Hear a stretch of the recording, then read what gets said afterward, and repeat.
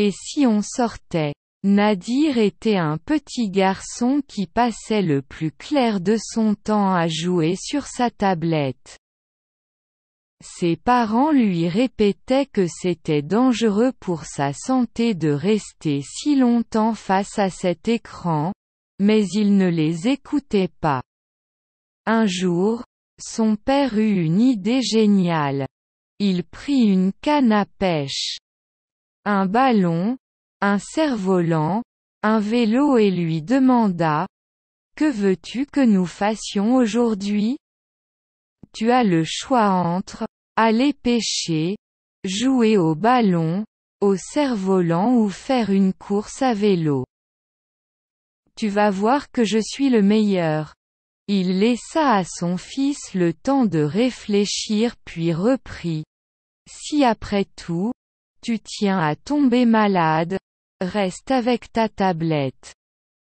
Plus tard, tu auras des problèmes de vue et des maux de tête. Je connais beaucoup de garçons de ton âge qui souffrent de ces maladies. Tu peux consacrer un temps raisonnable au jeu sur ta tablette mais pas des heures. Il faut sortir t'amuser et faire du sport, c'est le meilleur moyen de rester en bonne santé.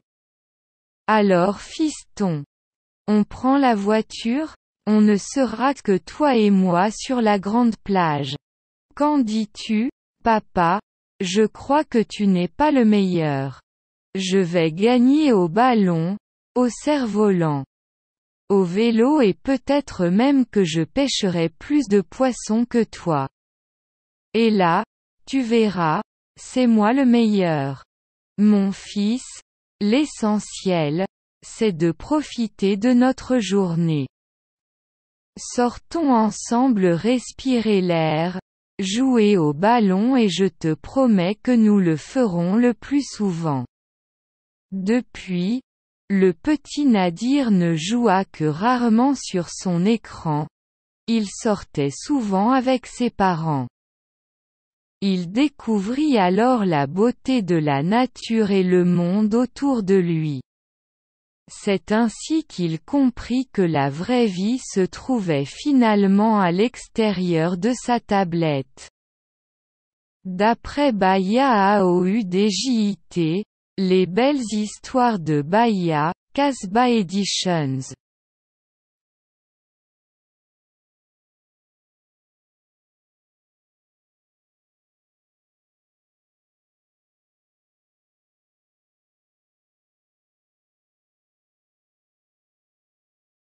ماذا لو خرجنا؟ كان نادر صبيا صغيرا يقضي معظم وقته في اللعب على جهازه اللوحي. استمر والديه في إخباره أنه من الخطر على صحته البقاء طويلا أمام هذه الشاشة، لكنه لم يكن يستمع إليهم.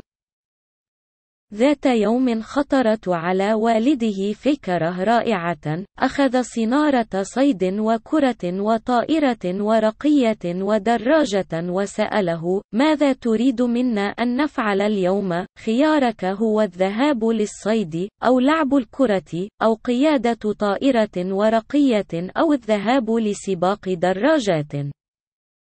سترى أنني الأفضل. أعطى ابنه وقتا للتفكير في الأمر ثم تابع: إذا كنت تريد أن تمرض بعد كل شيء، التزم بجهازك اللوحي. لاحقا ستعاني من مشاكل في الرؤية وصداع.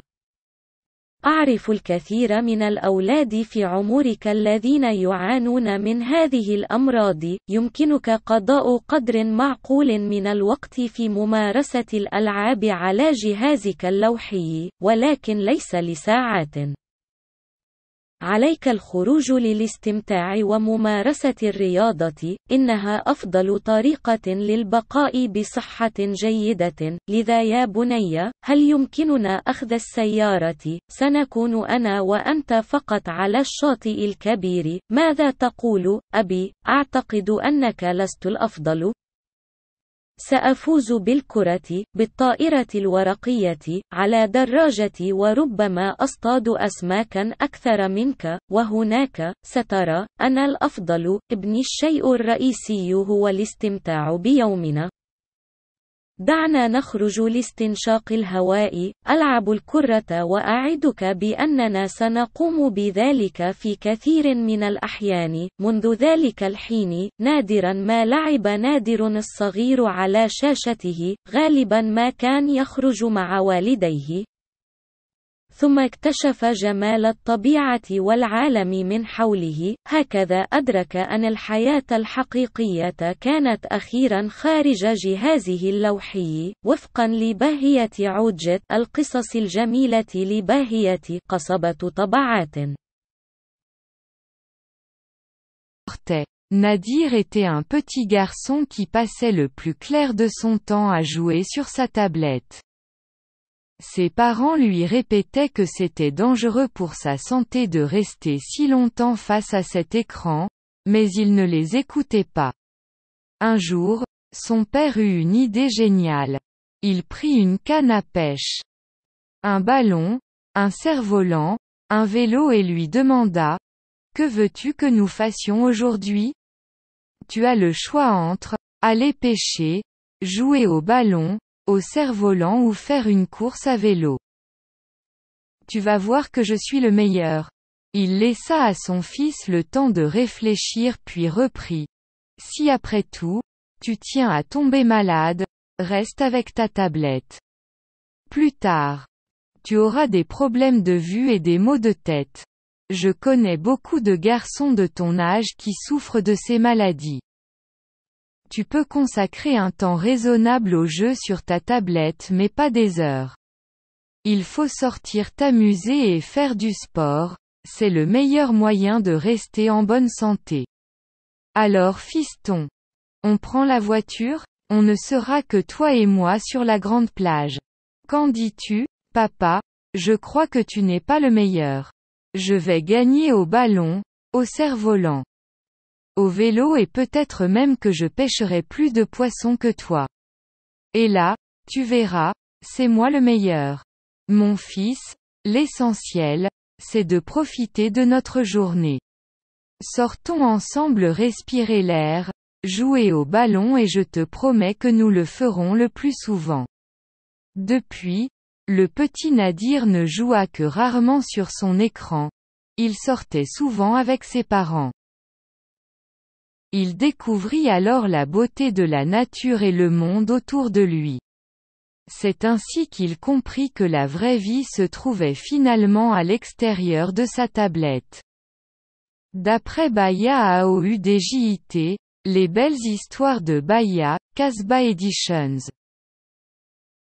ماذا لو خرجنا؟ كان نادر صبيا صغيرا يقضي معظم وقته في اللعب على جهازه اللوحي. استمر والديه في إخباره أنه من الخطر على صحته البقاء طويلا أمام هذه الشاشة، لكنه لم يكن يستمع إليهم.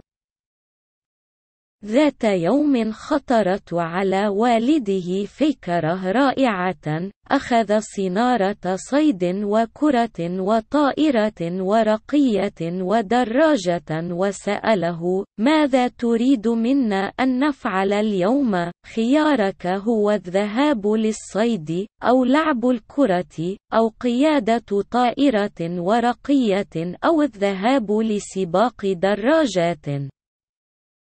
سترى أنني الأفضل. أعطى ابنه وقتا للتفكير في الأمر ثم تابع: إذا كنت تريد أن تمرض بعد كل شيء، التزم بجهازك اللوحي. لاحقا ستعاني من مشاكل في الرؤية وصداع.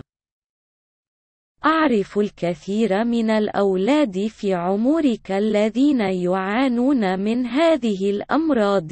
يمكنك قضاء قدر معقول من الوقت في ممارسة الألعاب على جهازك اللوحي، ولكن ليس لساعات.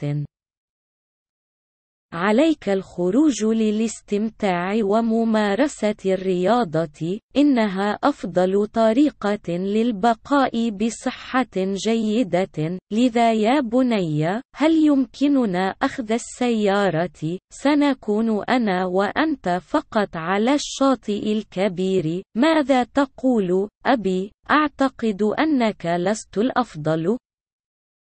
سأفوز بالكرة، بالطائرة الورقية، على دراجتي، وربما أصطاد أسماكا أكثر منك. وهناك، سترى، أنا الأفضل. ابني، الشيء الرئيسي هو الاستمتاع بيومنا. دعنا نخرج لاستنشاق الهواء. ألعب الكرة، وأعدك بأننا سنقوم بذلك في كثير من الأحيان. منذ ذلك الحين، نادرا ما لعب نادر الصغير على شاشته، غالبا ما كان يخرج مع والديه. ثم اكتشف جمال الطبيعة والعالم من حوله. هكذا أدرك أن الحياة الحقيقية كانت أخيرا خارج جهازه اللوحي، وفقا لباهية عوجت القصص الجميلة لباهية قصبة طبعات.